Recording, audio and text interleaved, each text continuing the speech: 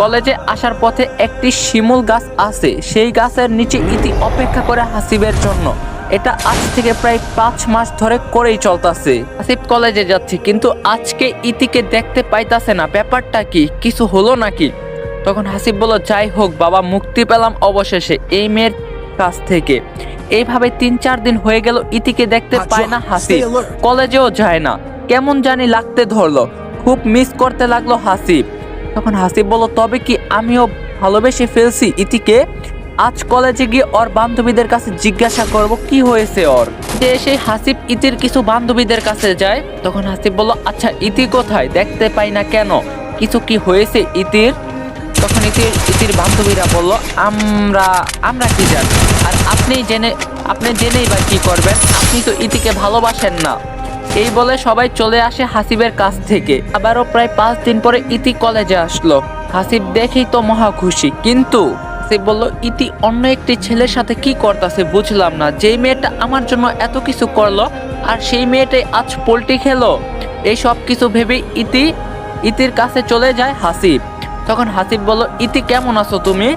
তখন ইতি বলল, জি ভালো, আপনি কেমন আছেন? তখন হাসিব বলল, ভালো আছি, কিছু কথা ছিল তোমার সাথে। তখন ইতি বলল, কি বলবেন, এখানেই বলেন। তখন হাসিব বলল, বললাম তো একান্তই বলবো আমি। তখন ইতি বলল, আমি পারবো না, এখানেই বলেন কি বলবেন। তখন হাসিব বলল, এই ছেলেটা কে তোমার? তখন ইতি বলল, কেন, আমার বয়ফ্রেন্ড। তখন হাসিব বলল, তবে যে এতদিন আমার পিছনে ঘুরলা? তখন ইতি বলল, হ্যাঁ ঘুরছি, আপনি তো আমাকে পাত্তাই দেন নাই। তখন হাসিব বলল, তাই বলে অন্য একটি ছেলের সাথে সম্পর্কে যাবে? তখন ইতি বলল, হ্যাঁ, কোনো সমস্যা আপনার?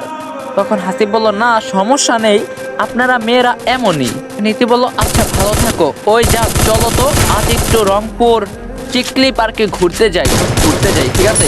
এই বলে ইতি ছেলেটার হাত ধরে টেনে নিয়ে যাচ্ছে। এই সব কিছু হাসিব দেখতাছে আর ভাবতাছে, মেয়ে মানুষকে চেনা সত্যি অনেক কষ্টের সাধ্য। হাসিব ও হাসিবের মতো ক্লাসরুমে চলে আসলো। আকাশটি অনেক মেঘলা, মনে হয় বৃষ্টি হবে।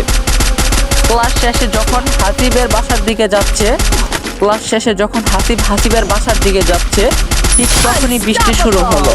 হাসিব পুরো রাস্তা ইতির কথা চিন্তা করতেছে আর বৃষ্টিতে ভিজে ভিজে আসতেছে। তখন হাসিবের মা বলল, কিরে তুই বৃষ্টিতে ভিজে আসলি কেন? তখন হাসিব বলল, খুব ভালো লাগতাছিল মা, তাই। তখন হাসিবের মা বলল, জ্বর হলে বুঝবি বৃষ্টিতে ভিজার মজাটা কেমন। তখন হাসিব বলল, আরে হবে না মা। তখন হাসিবের মা বলল, চোখগুলো তো লাল হয়ে গেছে, যা এখন ফ্রেশ হয়ে নে। মায়ের কথা মতো ফ্রেশ হয়ে আসে হাসিব, খাওয়া করে শুয়ে পড়ে, কারণ শরীরটা কেমন জানি লাগতাছে। কিছুক্ষণ পরেই হাসিবের মায়ের কথাটি সত্যি হলো, হাসিবের ভীষণ পরিমাণ জ্বর আসলো। তখন হাসিবের মা বলল, আমার কথাটি সত্যি হলো তো এখন?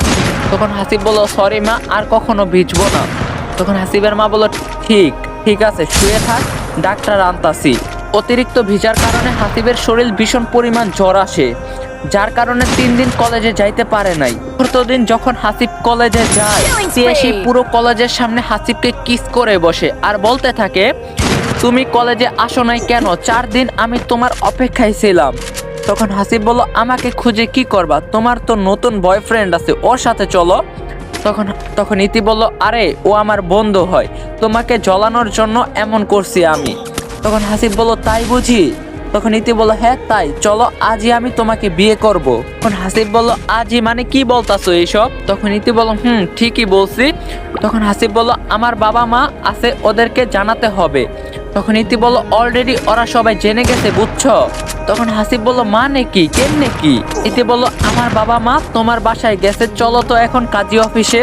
তখন হাসিব বলল, ঠিক আছে চলো। এই বলে কাজী অফিসে যায়, গিয়ে দেখে সবাই ওখানে। এরপরে হাসিব আর ইতির বিয়ে হয়, সুন্দর জীবন কাটছিল। হঠাৎই রহিমের আগমন। এটাই ছিল হাসিব আর ইতির প্রেম কাহিনী। গাইস চলেন এখন আমরা বর্তমানে চলে যাই। তখন ইতি বলল, কি হলো, বলছি না টাকা লাগবে আমার 2 লক্ষ।